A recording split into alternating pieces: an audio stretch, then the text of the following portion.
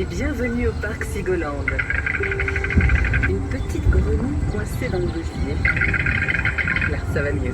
Tout d'abord, les présentations. Le parc Sigoland a été créé par la famille Villeman en 1974. Nous, les cigognes, nous sommes arrivés en 1982. Si j'osais, je vous dirais que nous sommes ici comme de vrais coqs en pâte. Imaginez un peu. Depuis 1986, nous avons été 400, toutes nées sur place, à être retournés à la vie sauvage grâce au programme de réintroduction mis en œuvre dans le parc. Si à la saison froide, nous ne sommes qu'une petite dizaine à oser affronter les frimas de l'hiver alsacien, notre groupe peut compter jusqu'à 150 membres en été. Faut dire qu'à Sigoland, le gîte et le couvert sont des plus sympathiques. Alors, bien installé dans mon nid, le voyage peut continuer? Nous sommes en route pour un parcours d'un peu plus de 1000 mètres à travers le parc, à une hauteur moyenne de 4 mètres. Petit rappel des consignes. À cette hauteur, il est impératif de ne pas vous lever, de ne pas chahuter et de ne sortir ni bras ni jambes. Maintenant, fermez les yeux, ouvrez votre cœur. Je vous emmène au pays des contes et légendes.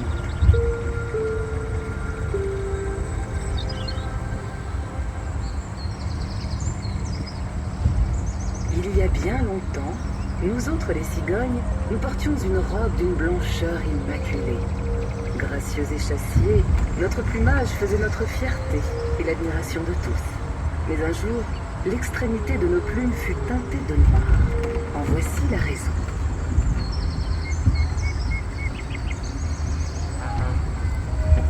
L'histoire remonte aux origines. Pour créer la cigogne, Dieu s'arrêta dans un verger alsacien. Il prit une poignée de pétales de fleurs de cerisier, une autre de pommier et une encore de poirier, toutes parfaitement blanches. Il façonna l'oiseau, et quand ce dernier s'envola, ses pattes et son bec prirent la couleur pourpre du soleil couchant. Le grand oiseau était alors blanc, d'une blancheur immaculée. Mais un jour, alors qu'elles revenaient d'Afrique, où elles avaient passé l'hiver, les cigognes trouvèrent l'Alsace à feu et à sang. Au-dessous d'elles, les champs de bataille étaient jonchés de cadavres et de blessés. Les corbeaux, par centaines, accomplissaient leur œuvre macabre en dépeçant les corps. Attristés et révoltés par la folie meurtrière des hommes, les cigognes se rendirent en délégation auprès de Dieu. Elles lui demandèrent l'autorisation de teindre leurs ailes en noir afin d'exprimer leur indignation face à la cruauté des hommes. Mais un jeune cigognon du nom de Nest Gixer ne voyait pas les choses ainsi. Il voulait absolument garder ses belles ailes blanches. Dieu trancha avec sagesse en faisant aux cigognes la recommandation suivante. Trempez seulement le bout de vos ailes dans le noir de la désillusion, et que ce noir soit brillant comme le diamant de vos yeux.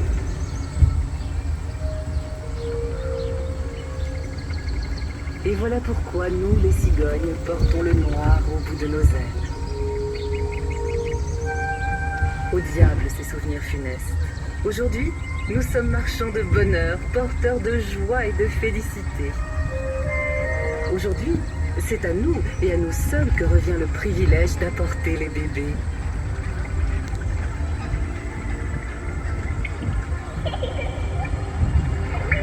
Il y a bien longtemps, sous la cathédrale de Strasbourg, se trouvait un lac, le Kindelsbrunnen. C'est là que barbotaient et s'amusaient les âmes des enfants qui attendaient de venir au monde. Sur le lac vivait également un gnome.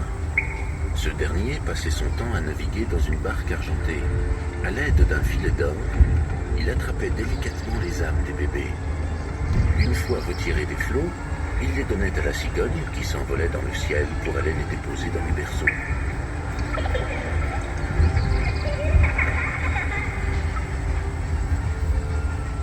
À la campagne, loin de la flèche de la cathédrale, il en va encore autrement.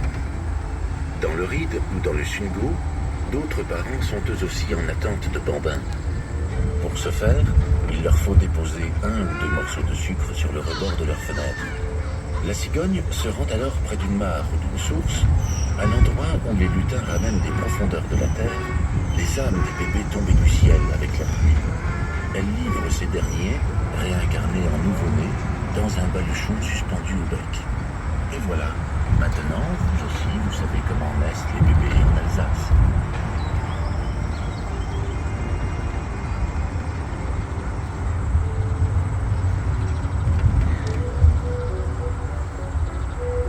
Installée en croupe sur mon siège de plume et me serrant par le cou, j'ai fait voyager bien des chérubins à travers le ciel d'Alsace. Saviez-vous qu'aux enfants qui voyaient leur mère alitée après la naissance de leur petit frère ou de leur petite sœur, on racontait que j'étais la cause de cet état? Moi, à la cigogne, j'aurais mordu le pied de leur maman. Mais si d'aventure, une jeune fille vient à me croiser alors que je fais ma promenade dans les prairies humides, qu'elle sache qu'on lui mettra la bague au doigt dans l'année même. La cigogne est l'oiseau porte-bonheur de l'Alsace.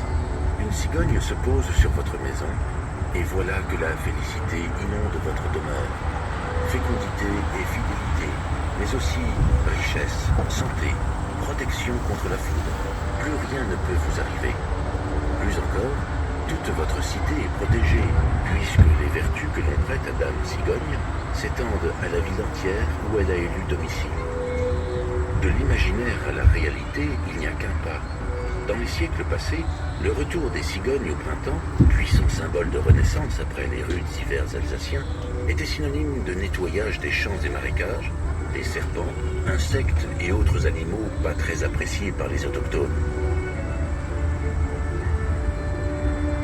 Pour mener à bien une telle tâche, il fallait que nous eussions les pattes à la hauteur de nos missions, longues et effilées.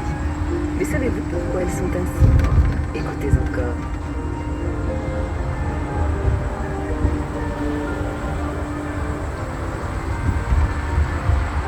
La cigogne frappe à la fenêtre de la maison et invite les futurs parents à préparer berceaux, vêtements et tout ce qu'il faut pour accueillir dignement un nouveau-né.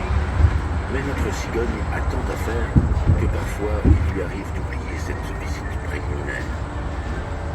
Ce fut le cas pour un couple vivant dans une ville d'azur. Quand la cigogne vint leur amener le bébé, ils étaient au champ. Les voisins allèrent les chercher en toute hâte, mais la cigogne fut tellement fâchée d'avoir dû les attendre qu'elle se promit de ne plus jamais leur apporter de bébé. Le couple était si heureux d'avoir un merveilleux petit garçon qu'il ne remarqua même pas la mauvaise humeur de la cigogne. L'enfant grandit et un jour, sa mère dit à son mari « La cigogne nous a apporté un enfant si merveilleux que je voudrais lui faire plaisir. As-tu une idée ?» Le lendemain, l'homme se rendit chez le menuisier et commanda une paire de belles échasses, et de déclarer « La cigogne va dans le marais pour attraper les grenouilles. Elle va dans l'étang pour chercher les bébés. Il n'est pas bon pour elle d'avoir toujours les pieds dans l'eau. » Excellente idée, mais il te faudra les peindre en rouge afin qu'elles aillent avec son bec. L'homme en fit ainsi, et lorsque les échasses furent prêtes, il se rendit au marais et les offrit à la cigogne. Ravie de ce présent, elle leur dit « J'étais fâchée contre vous parce que vous m'aviez fait attendre. Mais maintenant, tout est oublié. Je vous apporterai une petite fille dans 4 semaines. Soyez bien chez vous. » La cigogne tint parole et livra un amour de petite fille. Et la famille vécut dans le bonheur.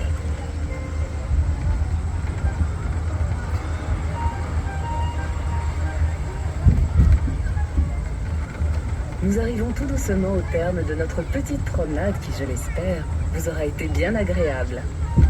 Encore une dernière petite précision avant de nous quitter. À Sigoland, on vous accueille dans un superbe hôtel de 44 chambres. Tous les soirs, pendant la belle saison, on vous mitonne de délicieuses tartes flambées. Et puis ici, on sait faire la fête.